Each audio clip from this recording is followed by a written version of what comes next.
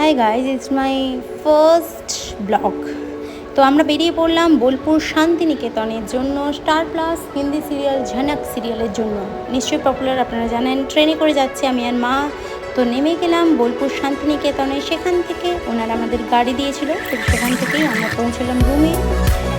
রুমটা খুবই ফ্যান্সি ছিল, এতটাই মজা ছিল। বিরাট বেড, দারুণ সব কিছুই, এসি, ফুল এসি, ননস্টপ ওয়াচিং টিভি, এবং দারুণ দারুণ একটু পোজ দিলাম আর কি। আমি আর মা গিয়েছিলাম আমার সাথে। তো ওখান থেকে ওরা প্রোডাকশন হাউস থেকে আমাদের খাওয়া দাওয়া সমস্ত কিছু। তো তার মাঝে একটু বৃষ্টি হয়েছিল, আমি একটু বৃষ্টিটাও ক্যাপচার করলাম।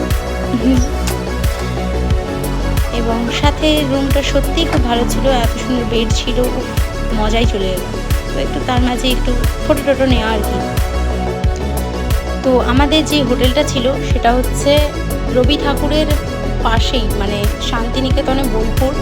তো ওখানে রবি ঠাকুরের বাড়ি আর একটু দূরেই, যেখানে উনি লিখতেন কবিতা সমস্ত কিছু। তো আমি টিভি দেখছিলাম। পরদিন আমরা পৌঁছে গেলাম 4:30 নাগাদ স্পটে। 7:30 থেকে আমাদের 7:30 শ্যুট, সব কিছু রেডি হলো। 7:30 আমাদের শুরু হলো শুটিং, এবং সেখানেই এই যে সব সাজানো হচ্ছে দেখতেই পাচ্ছেন। সত্যি মজা আ গেয়া। অ্যাকচুয়ালি অনেক লোক গিয়েছিল, এবং মায়ের কিছু একটু ফটো তুলে নিলাম। তো সেখানে আমি একটু গান গেয়েছিলাম ওনাদের সাথে, রবীন্দ্রনাথের চিহ্ন যেটা বাউল, ওনার যে সাহিত্যের ধারা, তো সেখানে আমি গিয়েছিলাম। আমি একটু ওনাদের সাথে সাথ দিয়েছিলাম আর কি। ডাইরেক্টর স্যার শুনলেন, ওখানে সবাই শুনছিলেন, তালি দিচ্ছিলেন। ওই সমস্ত কিছু রেডি হচ্ছিল, ওনাদেরও বোঝাচ্ছিল ওনাদের সিন কীভাবে। এটা আমাদের সিরিয়ালের নায়িকা ঝনক, এবং সাথে এই যে সমস্ত আদিবাসীরাও ছিলেন, ওনাদের ডান্স এই মাঝে তুলে ধরা হয়েছে। আমিও ওখানে একটু ঘোরাফেরা করলাম আর কি, দেখতেই পাচ্ছেন।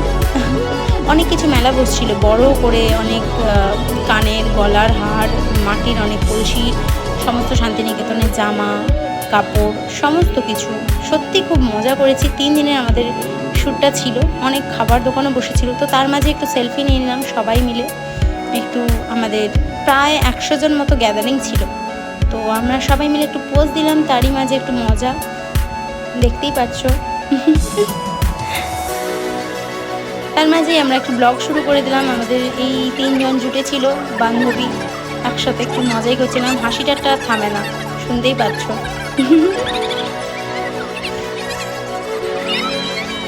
এইসব শুরু হয়েছে আমাদের বদমাশি সমস্ত কিছু। তার মাঝেই আমরা তারপর চলে এলাম। আমি কিছু একটু ফটো তুললাম নিজে।